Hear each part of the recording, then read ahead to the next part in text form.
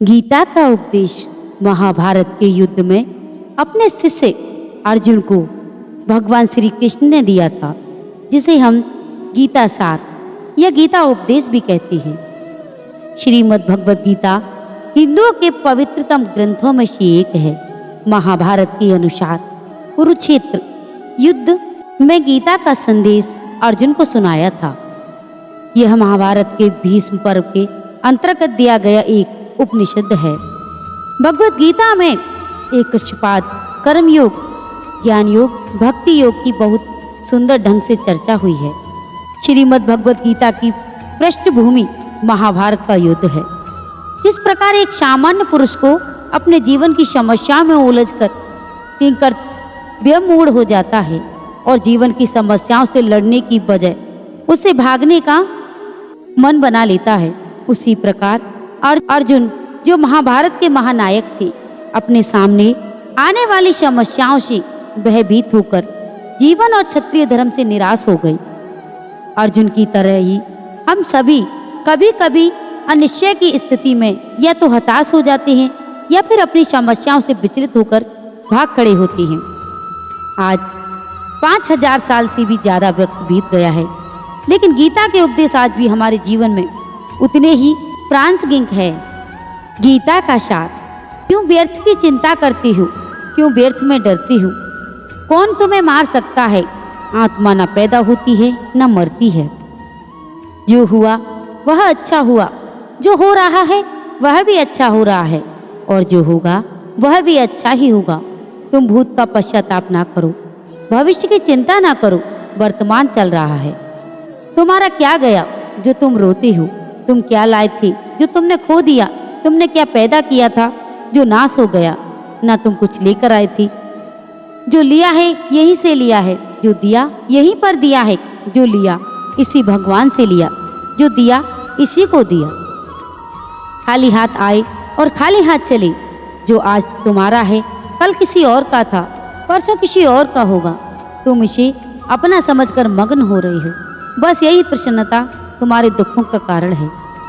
परिवर्तन संसार का नियम है। जिसे तुम मृत्यु समझते हो वही तो जीवन है।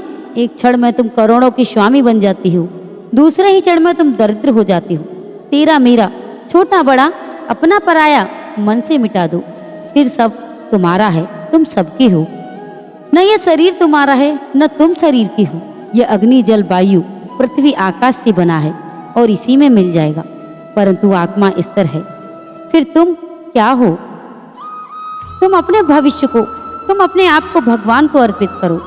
यही सबसे उत्तम सहारा है। जो इसके सहारे को जानता है वह भय, चिंता, शोक से सर्वदा मुक्त है। जो कुछ भी तू करता है उसे भगवान को अर्पण करता चल। ऐसा करने से सदा जीवन मुक्त का आनंद अनुभव करेगा। मानव शरीर अस्थाई और आत्मा अस्थाई है। जीवन एकमात्र सत्य है, वो है मृत्यु। इसे पर काबू करना चाहिए, क्योंकि क्रोध से व्यक्ति का नाश हो जाता है। व्यक्ति अपने कर्मों को नहीं छोड़ सकता। जो ज्ञानी व्यक्ति ज्ञान और कर्म को एक रूप में देखता है, उसी का नजरिया सही है। इंसान को अपने मन को काबू में रखना चाहिए। मनुष्य को पहले खुद का आकलन करना चाहिए और खुद ही क्षमता को जानना चाहिए। खुद पर पूरा भरोसा रखें और अपने लक्ष्य को पाने के लिए लगातार प्रयास करें। अच्छे कर्म करें और फल की इच्छा ना करें। मनुष्य की इंद्रियों का संयम ही कर्म और ज्ञान का निचोड़ है। तनाव से दूर रहना चाहिए, क्योंकि तनाव इंसान को सफल होने से रोक सकता है। अपने काम को प्राथमिकता दें और इसे पहले करें। लोक में जितने देवता हैं सब एक ही भगवान की विभूतियां हैं। जो लोग भगवान का सच्चे मन से ध्यान लगाते हैं वह पूर्ण सिद्ध योगी बन जाते हैं। अपने काम को मन लगाकर करें और अपने काम में खुशी खोजें। किसी भी की अधिकता इंसान के लिए बन सकती है एक बड़ा खतरा। दूसरे की भलाई पर ध्यान दें, सिर्फ अपना मतलब नहीं साधें। ईश्वर हमेशा मनुष्य का साथ देता है।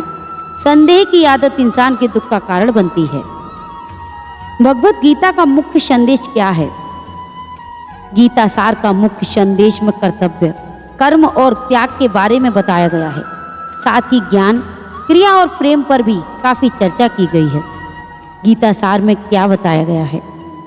महाभारत में भगवान श्री कृष्ण ने अर्जुन को जो उपदेश दिया वही श्रीमद् गीता में गीता के नाम से प्रसिद्ध है और उसकी एक संक्षिप्त सार गीता सार के नाम से जाना जाता है।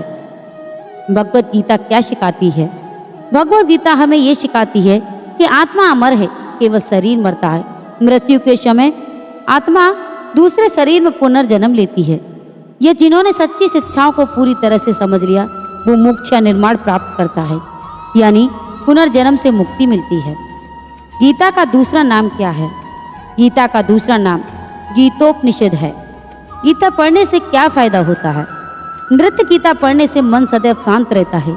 हमारे सारे नकारात्मक प्रभाव नष्ट हो जाते हैं। सभी प्रकार की बुराइयों से दूरी स्वतः ही बनने लगती है। हमारा भय दूर हो जाता है और निर्भय बन जाती है। गीता का पाठ कब करना चाहिए?